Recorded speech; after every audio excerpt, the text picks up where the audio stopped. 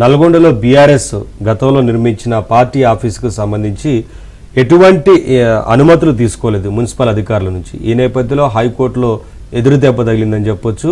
15 రోజుల్లోగా ఆ నిర్మాణాన్ని కూల్చివేయాలంటూ అక్రమ నిర్మాణం అంటూ ఇప్పటికే హైకోర్టు తేల్చి చెప్పిన నేపథ్యంలో ఏం జరగబోతుందన్న ఉత్కంఠ అయితే అందరిలో నెలకొంది. అలాగే గతంలో 33 జిల్లాల్లో కూడా అతి తక్కువ ధరకే భూమిని కేటాయించుకోవడం, అలాగే ఆ పార్టీ కార్యాలయాన్ని కూడా నిర్మాణం చేపట్టింది ఆ రోజున బీఆర్ఎస్. అందరికీ తెలిసిందే ఈ విషయం.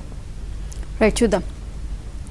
బీఆర్ఎస్ కు హైకోర్టులో ఎదురుదెబ్బ తగిలింది. నల్లగొండలో ఎలాంటి అనుమతులు లేకుండా నిర్మించిన బీఆర్ఎస్ పార్టీ కార్యాలయం అక్రమ నిర్మాణమని హైకోర్టు స్పష్టం చేసింది. దాన్ని 15 రోజుల్లో కూల్చివేయాలని ఆదేశించింది. మున్సిపాలిటీ అనుమతి లేకుండా భవన నిర్మాణం చేపట్టినందుకు ₹1,00,000 జరిమానా విధించింది.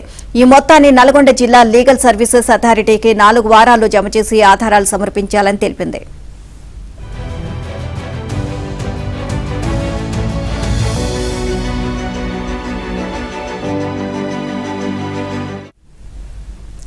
ప్రభుత్వ శాఖల నుంచి ఎలాంటి అనుమతులు పొందకుండా ఎకరం విస్తీర్ణంలో పార్టీ కార్యాలయం నిర్మించి ఆ తర్వాత భవన క్రమబద్ధీకరణ పథకం బీఆర్ఎస్ కింద క్రమబద్ధీకరణ కోసం దరఖాస్తు పెట్టుకోవడంపై హైకోర్టు ఆగ్రహం వ్యక్తం చేసింది.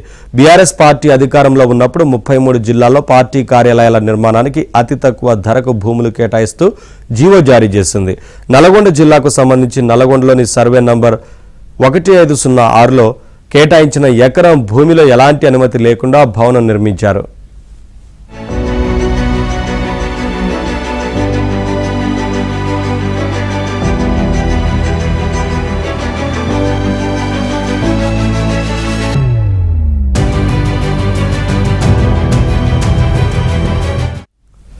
భవన నిర్మాణాన్ని క్రమబద్ధీకరించాలని దరఖాస్తు పెట్టుకోగా మున్సిపల్ కమిషనర్ తిరస్కరించారు. ఇటు అక్రమ నిర్మాణాలు తొలగించాలంటూ నోటీసులు జారీ చేశారు.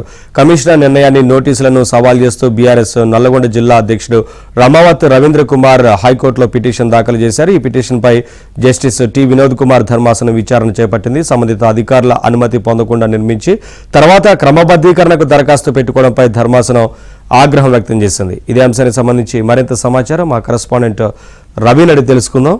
రవి, నవీన్, నల్గొండ జిల్లా బీఆర్ఎస్ పార్టీకి హైకోర్టు గట్టి షాక్ ఇచ్చిందని చెప్పుకోవచ్చు. ఏదైతే జిల్లా కేంద్రంలో అత్యంత విలువైన ప్రాంతంలో హైదరాబాద్ టు వెళ్లే రహదారిలో రోడ్డు వెంబటే ఎకరం స్థలంలో జిల్లా బీఆర్ఎస్ పార్టీ కార్యాలయాన్ని నిర్మించారు. అయితే ఈ పార్టీ కార్యాలయానికి ఎలాంటి అనుమతి లేదని చెప్పేసి కొద్ది రోజులుగా కాంగ్రెస్ నాయకులు ఆరోపిస్తున్నారు. ఈ నేపథ్యంలోనే పర్మిషన్ కావాలి, అదేవిధంగా మున్సిపాలిటీ నుంచి స్థానికంగా పర్మిషన్ లేకపోవడంతో ఆ జిల్లా పార్టీ అధ్యక్షుడు మాజీ ఎమ్మెల్యే రమావత్ రవీంద్ర కుమార్ మున్సిపాలిటీ అధికారులకు కూడా అప్లై చేసుకున్నారు. అయితే అక్కడ ఆ భవనం నిర్మించిన తర్వాత కూడా యాక్సెప్ట్ చేయాలని చెప్పడంతో హైకోర్టును కూడా ఆశ్రయించడం జరిగింది. నిన్న హైకోర్టు కూడా ఆ భవనం నిర్మించిన దాని ప్రకారం 15 రోజుల్లో అనుమతులు లేకుండా నిర్మించిన నేపథ్యంలో 15 రోజుల్లో కూలగొట్టాలని చెప్పేసి కూడా ఆదేశాలు జారీ చేసింది. ఈ నేపథ్యంలో బీఆర్ఎస్ పార్టీ నాయకులు సైతం కూడా మళ్ళీ తమ పార్టీ కార్యాలయంతో పాటు ఏ పార్టీ కార్యాలయం కూడా అనుమతులు లేవు అని చెప్పేసి కూడా ఆరోపణ చేస్తున్నారు. అయితే